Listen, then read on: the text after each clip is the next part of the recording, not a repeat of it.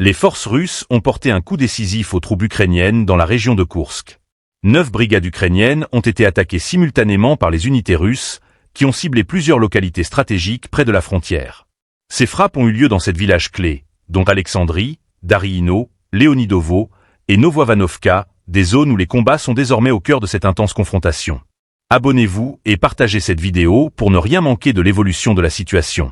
D'après le ministère russe de la Défense, les brigades ukrainiennes concernées sont parmi les plus importantes de l'armée de Kiev. Parmi elles, on trouve la 41e, la 44e et la 47e brigade mécanisée, ainsi que des unités d'élite telles que les 82e et 95e brigades d'assaut aérien et la 36e brigade de marine.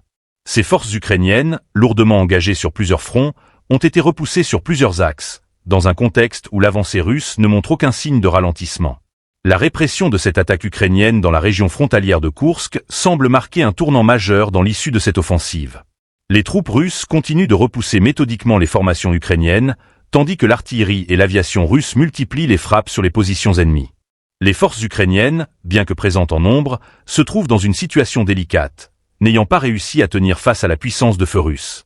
L'attaque a également touché des équipements et du personnel ukrainien dans 14 autres villages de la région de Koursk, ainsi que dans 2 localités de la région de Soumy, en Ukraine.